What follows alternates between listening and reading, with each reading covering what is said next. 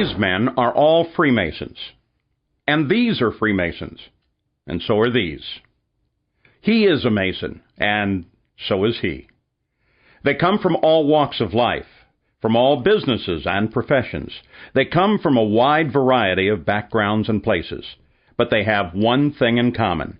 They have discovered a fraternity, the Free and Accepted Masons, and they are all brothers. Welcome to Modern Freemasonry, as we give you a glimpse into the fraternity that has affected men's lives for centuries, and why I, and thousands like me, share this special brotherhood. When I first explored this great fraternity, I didn't know much about the rich histories and traditions of Masonry, but I did see the special interactions of the members of the lodge, and saw firsthand what real brotherhood was all about.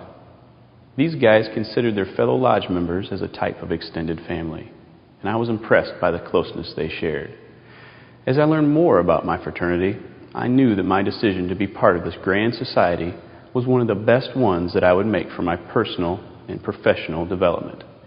As I began to see how I fit into an organization that has affected the lives of many of our U.S. presidents, starting with George Washington, and includes some of the greatest movers and shakers of the past 300 years, I knew that I would benefit from these rich traditions, the same values and traditions that helped these men become better men, and having the same effect on me today.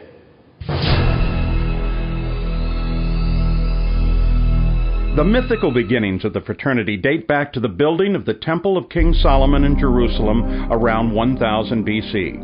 But the accepted origins of modern Freemasonry can be traced to the stonemason guilds that formed during the Middle Ages.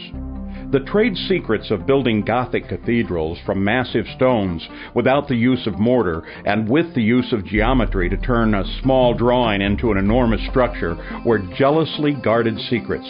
Secrets not even divulged to the priests of the churches who employed them. The guilds were developed to train masons in these skills, to enforce a standard of workmanship, and to hold their members to those high standards, as well as protect those valuable secrets. As the Gothic style of architecture lost its popularity and the common people became better educated across Europe, the Masonic guilds lost their reason for existence. But as the Age of Enlightenment dawned, a group of philosophical men saw in Masonry the ideal metaphor for character building in men. Construction of a strong, well-balanced structure, built with the assistance of many like-minded men and dedicated to God, much like the cathedrals of old. By the early 1700s, Freemasonry had changed from a guild of operative masons who actually built buildings to a character-building society of speculative masons, dedicated to taking good men and making them better.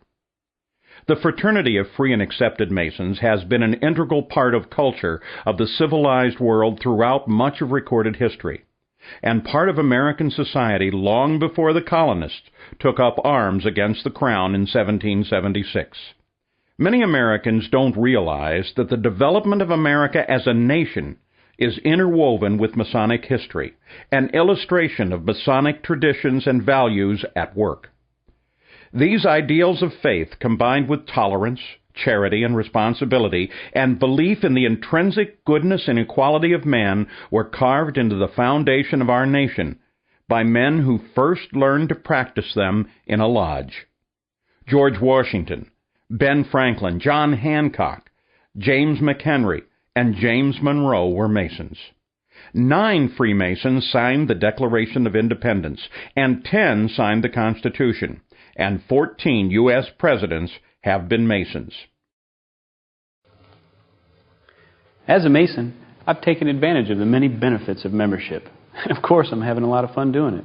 I came to realize that my fraternity serves me in a lot of ways, some of which I didn't expect at first. The members of my lodge are not just a collection of brothers who get together on meetings and other functions. They serve as a social outlet and mentors for achieving my goals. Masonry has introduced me to business and civic leaders that I otherwise may have never known. These personal connections represent just a slice of the fraternity's benefits. My fellow lodge members are also ready and willing to help me on a personal level, as they will be for you. The fraternity's great mix of ages and backgrounds lends itself to a personal support system, an experienced group of men who help me with challenges they've faced before. And most importantly, my brothers have become lifelong friends in the fraternity experience of a lifetime.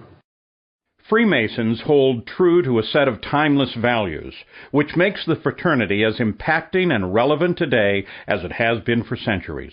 These enduring tenets have helped to guide men's lives, taking good men and helping them become better men by holding true to brotherly love, relief, and truth.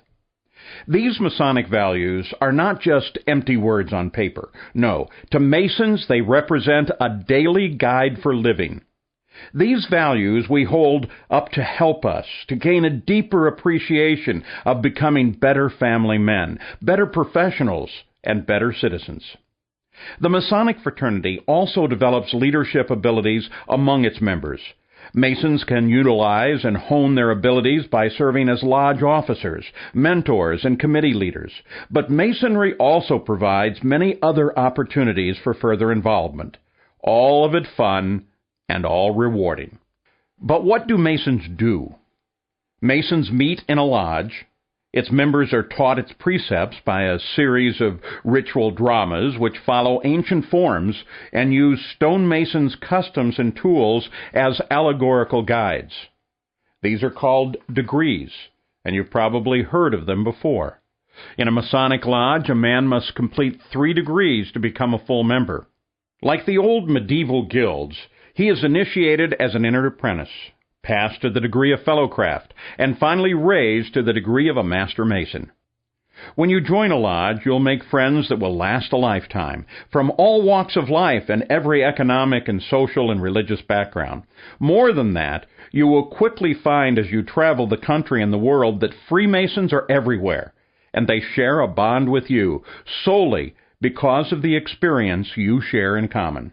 Once a man becomes a Master Mason in his home lodge, he can enjoy further brotherhood and involvement in other Masonic organizations known as appendant bodies, including the Scottish Rite, the York Rite, and the Shrine. Because Masons are an eclectic mix of men from all walks of life, the other groups have developed over the years to enlarge upon the lodge experience. They offer deeper understanding of involved leadership as well as charitable and philanthropic activity. History, symbolism, charity, personal growth and development, friendships that last a lifetime. It's all part of this incredible worldwide fraternity. To become a Freemason, simply ask for a petition from the person who gave you this DVD. He'll assist you in filling it out and tell you when it will be considered by the lodge. He'll also ask for an initiation fee, and you'll need to give that to him when you complete your petition for membership.